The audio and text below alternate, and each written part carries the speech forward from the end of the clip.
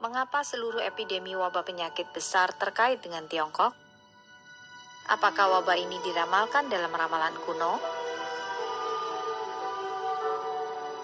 Wabah besar disebutkan dalam ramalan kuno Tiongkok dan Barat. Novel coronavirus 2019 terbaru, 2019 nCoV, adalah semacam pneumonia yang bermula di Wuhan, Tiongkok. Virus ini menyebar begitu cepat dan menyebar dari orang ke orang. Pihak berwenang Tiongkok telah memerintahkan menutup kota Wuhan, namun Tiongkok menghadapi situasi yang semakin parah. Bencana terjadi di seluruh dunia, hampir setiap tahun. Seperti perang, kekeringan, banjir, kebakaran, epidemi, dan lain-lain. Dari semua bencana ini, kehancuran yang disebabkan oleh epidemi bagi kehidupan manusia sungguh tak tertandingi. Epidemi adalah wabah penyakit yang menyebar di seluruh wilayah geografis yang luas.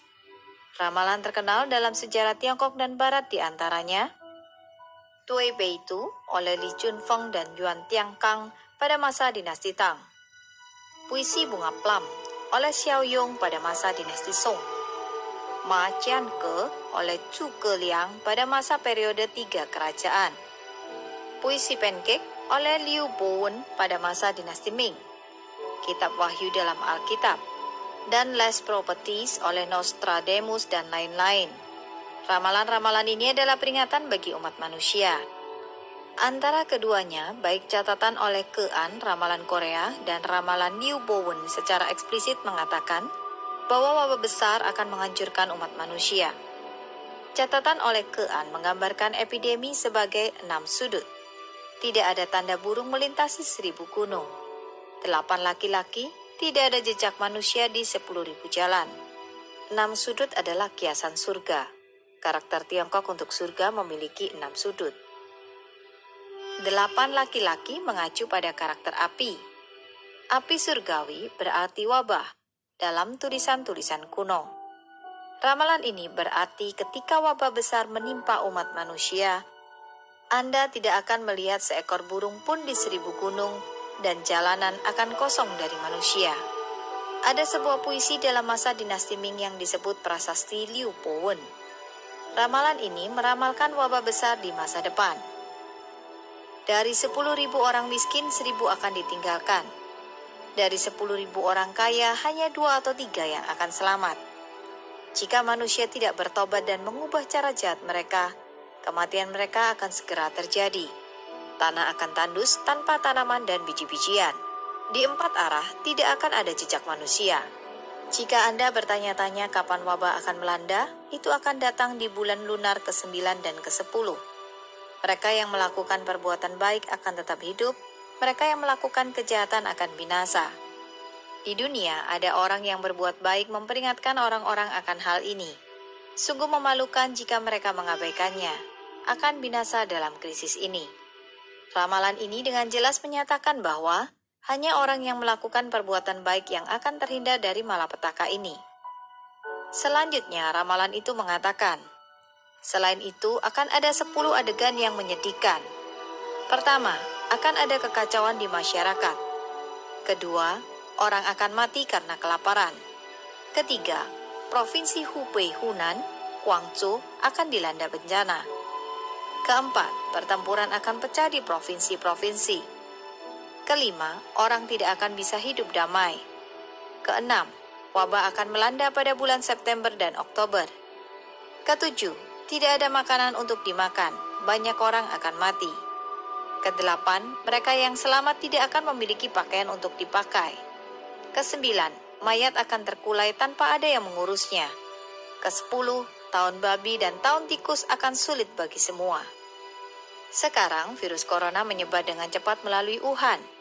Setelah ditutup 7 kota lain di Hubei telah mengikuti. Hingga hari ini setidaknya 15 kota di Tiongkok telah ditutup. Hal ini sepertinya memenuhi adegan ketiga dalam ramalan. Provinsi Hubei, Hunan, Guangzhou akan dilanda bencana. Tahun lalu adalah tahun babi dan Tiongkok dilanda epidemi flu babi nasional. Tahun ini adalah tahun tikus dan kita telah melihat wabah pneumonia Wuhan virus corona. Ini sesuai dengan catatan dalam ramalan ke-10. tahun babi dan tahun tikus akan sulit bagi semua. Keakuratan ramalan ini sungguh mengerikan. Dalam prasasti batu nisan di pagoda Chinling, Liu Bowon kembali menggambarkan adegan ketika wabah dan bencana menghancurkan umat manusia. Ketika orang tua seseorang meninggal, sulit untuk menguburkan mayat mereka. Tubuh mereka dibawa oleh anak-anak dan cucu-cucu mereka. Semua makhluk hidup akan menderita dalam kesusahan ini, bahkan termasuk cacing dan semut. Kota-kota berkembang terendam di bawah laut. Gedung pencakar langit yang menjulang berubah menjadi puing-puing dan lumpur. Ilmu pengetahuan modern percaya bahwa penyebaran penyakit disebabkan oleh bakteri atau virus. Namun, pengetahuan empiris tidak dapat membuktikan hubungan antara moralitas dan penyakit seseorang. Tetapi melihat kembali sejarah peradaban umat manusia, kita melihat wabah, banjir, gempa bumi, dan bencana alam berskala besar lainnya sangat berpengaruh dalam memicu perubahan besar dalam masyarakat manusia. Seperti naik turunnya banyak dinasti Tiongkok dan kemunduran Kekaisaran Romawi. Banyak musibah yang telah terjadi selama sejarah Tiongkok dan banyak yang terkait dengan perubahan dinasti. Di akhir setiap dinasti menunjukkan pola umum, kelas penguasa korup dan tidak bermoral. Bencana alam dan bencana buatan manusia terus berlanjut, seperti banjir dan gempa bumi, serta pemberontakan oleh orang-orang yang kelaparan terlihat di mana-mana. Masyarakat secara keseluruhan berada dalam kekacauan besar. Pada akhirnya, banyak orang meninggal karena epidemi, banjir, atau peperangan, dan itu menandai akhir dari satu dinasti dan awal dari berikutnya. Transisi antar dinasti di Tiongkok hampir selalu terjadi seperti ini. Pada masa Kekaisaran Romawi, ada 4 epidemi yang terjadi selama penganiayaan terhadap penganut Nasrani. Hal ini diuraikan secara terperinci dalam catatan Life of the Saints. Epidemi pertama yang melanda Kekaisaran Romawi memusnahkan sepertiga dari populasinya. Di ibu kotanya, Konstantinopel, lebih dari setengah penduduknya tewas. Ketika Kekaisaran Romawi melanjutkan penganiayaannya terhadap orang-orang Nasrani, malapetaka terus terjadi satu demi satu. Kekaisaran Romawi yang kuat akhirnya runtuh. Penganut Nasrani di sisi lain tidak hanya selamat namun berkembang dan telah menyebar ke seluruh dunia. Kematian hitam telah memusnahkan setengah populasi Kekaisaran Romawi di bawah tirani Nero. Selama wabah, beberapa orang mencoba semua langkah untuk menghindari infeksi, tetapi mereka gagal dan binasa. Namun beberapa kerabat mereka yang masih hidup yang berbaring terisak-isak di atas tubuh mereka dan ingin mati bersama orang yang mereka cintai tidak ikut terinfeksi. Apakah ini berarti wabah hanya menargetkan orang-orang tertentu? Jika kita melihat bagaimana Partai Komunis Tiongkok selama bertahun-tahun telah menganiaya Falun Gong, Kristen rumahan dan orang-orang di Tibet dan Xinjiang, kejahatan Partai Komunis Tiongkok PKT bahkan lebih mengerikan daripada apa yang Kekaisaran Romawi lakukan pada orang-orang Nasrani. Hari ini kita melihat banyak epidemi dan pandemi berasal dari Tiongkok sebelum menyebar ke seluruh dunia. Beberapa orang mungkin bertanya-tanya, mengapa pandemi paling utama terhubung dengan Tiongkok? Apakah wabah ini diramalkan dalam ramalan?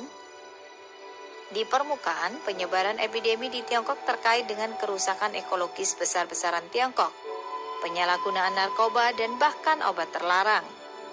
Tetapi pada akhirnya, hal itu terkait erat dengan disintegrasi moral yang meluas di masyarakat dan penghancuran iman serta kepercayaan spiritual. Bahkan bencana alam dan bencana ulah manusia yang sering terjadi adalah peringatan bagi manusia dari langit. Baik itu SARS, flu burung, wabah pneumonia Wuhan, atau jenis epidemi dan bencana alam lainnya. Ini semua hanyalah masalah waktu sebelum musibah besar akan menimpa manusia. Ramalan kuno seperti ini telah teruji oleh waktu dan telah berulang kali disahkan sepanjang sejarah. Para nabi zaman kuno hampir selalu adalah seorang yang bijak agung atau kultivator spiritual tingkat tinggi. Mereka meninggalkan ramalan yang akurat seperti yang diatur oleh langit. Ramalan ini berfungsi untuk peringatan penting bagi orang-orang baik, untuk mengingatkan orang-orang bahwa di persimpangan kritis dalam sejarah, dalam hal kejahatan besar ataupun kebaikan, mereka harus memutuskan untuk menentukan pilihan di mana mereka seharusnya memposisikan diri. Hanya dengan membuat keputusan yang tepat, seseorang akan terhindar dari bencana dan memiliki masa depan yang cerah.